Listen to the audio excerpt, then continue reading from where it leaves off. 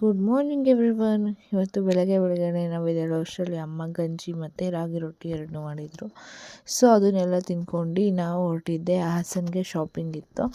ಸೀಮಂತಮ್ಮ ಸೀರೆ ಶಾಪಿಂಗ್ ಮಾಡೋಣ ಅಂತ ನಾನು, ನನ್ನ ತಂಗಿ ಮತ್ತು ಅಮ್ಮ 3 ಜನನೂ ಆಟೋದಲ್ಲಿ ಹೊರಟಿದ್ದೆ. ಮೊದಲು ಮಧು ಸಿಲ್ಕ್ಸ್ಗೆ. ನಾವು ಮದುವೆಲೆಲ್ಲ ಇಲ್ಲೇ ತೊಗೊಂಡಿರೋದ್ರಿಂದ ನೋಡೋಣ, ಇಷ್ಟ ಆದರೆ ತೊಗೊಳ್ಳೋಣ ಅಂತ ಹೋದ್ವಿ. ಬಟ್ ಒಂದೇ ಅಂಗಡೀಲಿ ಫಸ್ಟ್ ಟೈಮ್ ಸೀರೆ ಸೆಲೆಕ್ಷನ್ ಆಗೋಯಿತು.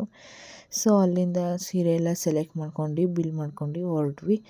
ನಾವು ಹೋಗ್ತಾ ಹಾಗೆ ಬೇಲ್ಪುರಿ ತಿಂದ್ಕೊಂಡು next time already lunch time ಆಗಿತ್ತು.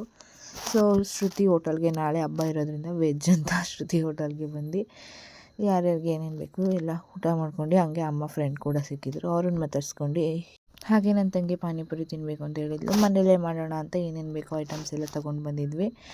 ಸಿಂಪಲ್ಲಾಗಿ ಮೊದಲು ಪಾನಿ ಮಾಡ್ಕೊಳ್ಳೋಕ್ಕೆ ಪುದೀನ ಮತ್ತು ಕೊತ್ತಂಬರಿ ಸೊಪ್ಪು, ಜೀರಿಗೆ, ಹಸಿರು ಮೆಣಸಿನ್ಕಾಯಿ, ನೆನೆಸಿರೋ ಹುಣಸೆ ನೀರು, ಸಾಲ್ಟ್ ಎಷ್ಟು ಬೇಕಷ್ಟು ಅಷ್ಟೇ ನಾನು ಹಾಕೋದು ಸಿಂಪಲ್ಲಾಗಿ.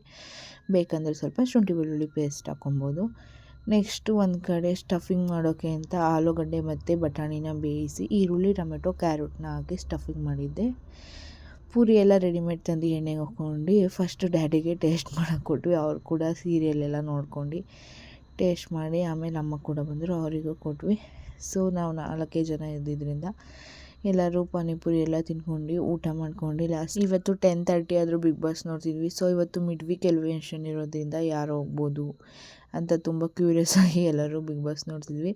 ಲಾಸ್ಟ್ಗೆ ಧ್ರುವ್ ಅಂಥವ್ರು ಹೋಗಿದ್ದು ನೋಡಿ ಮಾಡ್ಕೊಂಡ್ವಿ. ಇಷ್ಟೇ ಇದರಿಂದ ವ್ಲಾಗ್ ಆಗಿರುತ್ತೆ. Thanks for watching, keep supporting. ಹಾಗೆ ಎಲ್ಲರಿಗೂ ಅಡ್ವಾನ್ಸ್ ಮಕರ ಸಂಕ್ರಾಂತಿ. ನಾಳೆ ಹಬ್ಬ ಇರೋದ್ರಿಂದ ನೆಕ್ಸ್ಟ್ ವಿಡಿಯೋದಲ್ಲಿ ಸಿಗೋಣ. ಬಾಯ್ ಬಾಯ್, ಟೇಕ್ ಕೇರ್.